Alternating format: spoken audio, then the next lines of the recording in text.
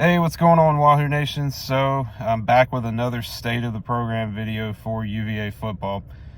So, we are now halfway through the 2023 season, and to say that this season has been an ugly one is a massive understatement, guys. The good news is, though, we're finally in the win column. We're finally in the win column. We finally got ourselves a win today against the Fighting Mike Londons from William and Mary. So it wasn't easy. It wasn't easy, guys. And we had to come from behind to win this game. We were down 13-3 at one point. We came back and we scored. I think the final score was 27-13. It was ugly, guys. I know a win is a win, but it was ugly. And you know, if we really are a good team, we should have, at bare minimum, beaten William and Mary by at least 30 points, at bare minimum. But we didn't. But we still won, and that's all that matters, right? So, but assessing the state of this program midway through the season, it's gone about how I expected it would. That's one reason why I haven't been doing weekly previews like I have in the past, is because, you know, it's the same thing. And, you know, why continue to beat a dead horse? Make videos week after week repeating the same thing.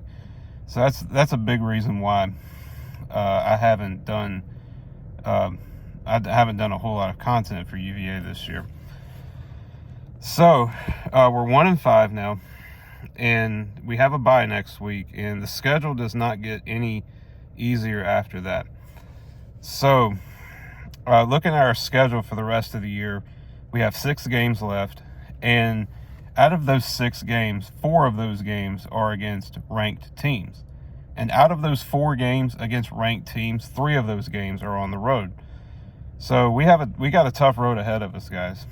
And this might actually be our only win. Today's win against William and Mary, without question, this might actually be our only win this season. Because we got looking at our schedule, after the bye week, we go on the road to North Carolina, a ranked team, then on the road again to Miami, another ranked team, then against Georgia Tech at home. Now, possibly we could beat Georgia Tech. I know they're still in a transition period with Brent Key, and it looked like they were improving after they beat Wake Forest, but then they lose at home in a blowout fashion to Bowling Green. And Georgia Tech, we've owned them over the last few years, so, and including last year. Believe it or not, as bad as we were last year, we actually beat Georgia Tech. But the big reason for that really was when Jeff Sims went down. Had Jeff Sims not got hurt, we probably lose that game. But we got North Carolina, then Miami, and then Georgia Tech, and then another road game at Louisville, and then against Duke at home, 2 more ranked teams, and then Virginia Tech to close out the season. Which, even though Virginia Tech's terrible too, Virginia Tech's not very good, but it doesn't matter because we're always a guaranteed win for them, no matter what, no matter how good or how bad each team is. Tech owns us. So, I mean, the Georgia Tech game, for me, is the only realistic shot I think we have at another win. We might beat Georgia Tech, but that's a big if. So now, I mean, we very well could go 1-11 this year. It's starting to look that way. Assessing the first half of the season, you know, the team plays very well in the first half, especially offensively. They play pretty well in the first half, but they always lay down in the second half. This team 3 times this year has blown a double-digit lead, and look no further than the Boston College game last week. Now, thankfully, I was in Talladega last week for the race, but I did listen to the radio call, and I was keeping up with the score on my phone frequently, and I saw we were up 24-7 at halftime, and I'm like, yeah, watch us blow this game. And sure enough, we did. We blew it, and some of the coaching calls that Tony Elliott has made, like in the Boston College game, for example. It was in the fourth quarter, I believe. It was late in the game, and Virginia had the ball on Boston College's 39-yard line. It was fourth down and 1 or 2 or 3 or something like that, and he decides to punt the ball. I did not understand that call at all, and then BC comes back and beats us. And then, the JMU game, that's a game we could have won. We blew a double-digit lead in the fourth quarter there as well. And then the Maryland game, we were up 14-0 early, but then Maryland scored 42 unanswered, and we didn't score for the rest of the game. And so it's just, this team has a history of blowing leads this year, double-digit leads. I'm honestly surprised we didn't blow the lead that we had today. But then again, a win is a win, guys. But it's William and Mary. Okay, let's not get too excited here. Okay, it's William and Mary, and as I said, if we really were a good team, we would have beaten them by at least 30 points. We're not a good team. The offensive line can't block. I mean, today, William and Mary, I think they got 3 sacks on Tony Muskett. 3 sacks. An FCS team. And the trenches, our offensive line and defensive line, which I'll talk about here in a minute, but our offensive line has not been good. All right, we can't pass. We're not very good at pass protection. We can't run the football on a good level.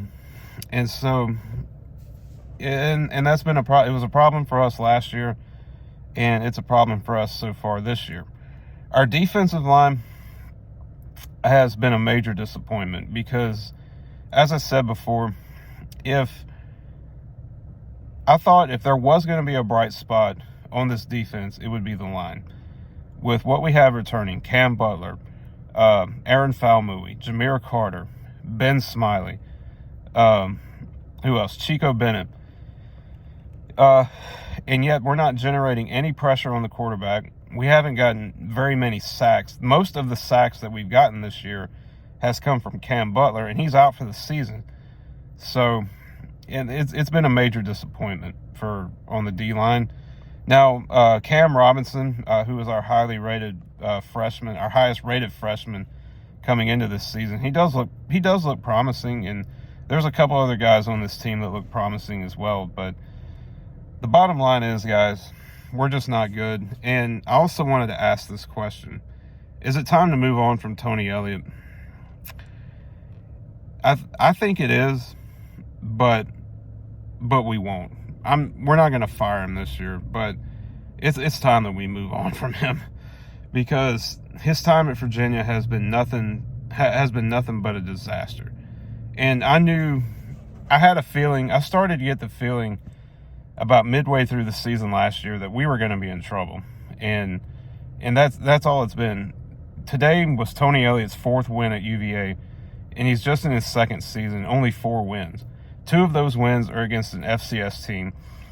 The other 2 wins are against ODU, a game that we should have lost last year, keep in mind, and then against Georgia Tech. And as I mentioned before, had Jeff Sims not got hurt in that Georgia Tech game last year, we probably would have lost that one as well.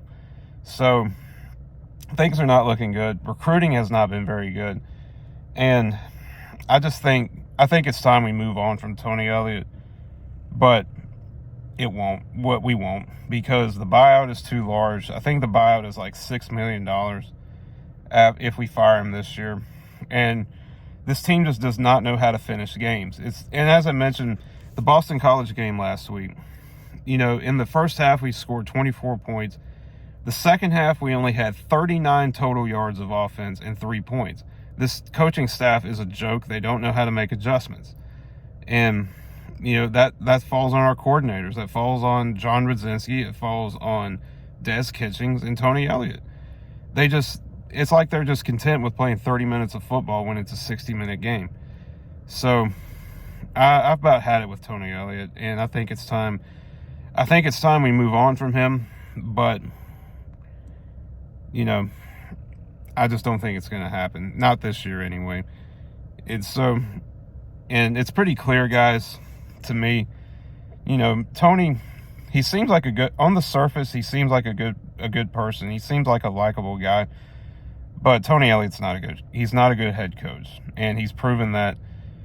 And, it's one thing if you inherit a program, like when Bronco Mendenhall first took over from Mike London.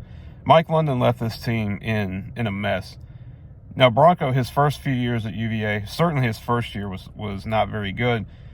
But I understand that when you inherit a program that was not in a good situation. Now, granted, Bronco didn't exactly do us any favors either when he resigned the way he did. But with all that being said, Virginia was in my opinion, a decent situation. But he was in a pretty decent situation. But Tony Elliott overtook a program that was in a good situation and ran it into the ground.